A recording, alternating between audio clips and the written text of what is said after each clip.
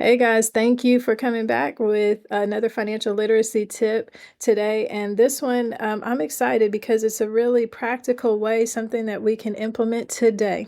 Okay.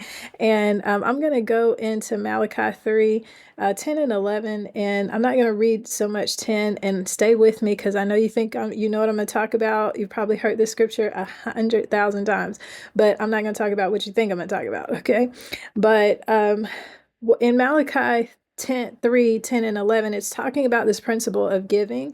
It's talking about financial stewardship here and saying, if you'll trust me, God is giving us a principle that if we will be faithful, if we will trust him, then he, in verse 11, well, verse 10, he says he's going to open the windows of heaven. Okay, we love to quote that. In verse 11, he says he's going to rebuke the devourer. Okay, well, here's what God said to me about this scripture.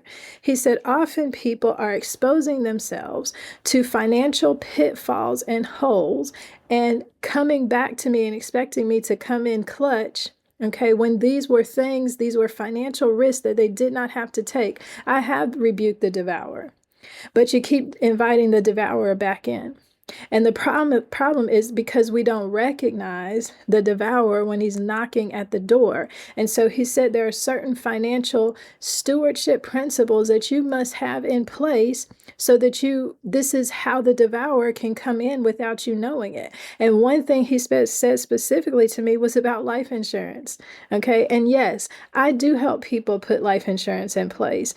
And this is something that I see every day, and I never thought about it really in this light. But he said the devourer comes knocking at the door every time they choose to not put something like life insurance in place. And if you have it just at your job, that's not enough because you don't own it. And if your company decides they want to get rid of it, they can, and they don't have to notify you, and they don't care about whether your family has no coverage. But he said not having life insurance is a devourer. Because every time a breadwinner passes away, every time someone passes away and there's no money, we've all been on Facebook posts for GoFundMe's, for t-shirt sales, for barbecue plates, and all of those things. And we're praying and asking God for financial miracles. And he says, these are financial risks you don't have to take.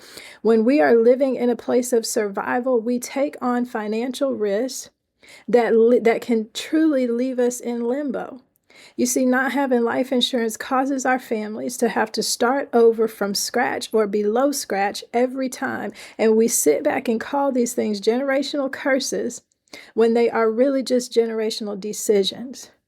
And so God is asking us today to take a look at the places where you can better steward what he's given you to shore yourself up, build a foundation so that the devourer stays rebuked in your life. Because God does not desire that you live day to day, check to check, or hoping that you'll make it another day. We understand trust in him. And see, but remember, there is always a progression when it comes to provision. There is a progression that comes from provision in your life.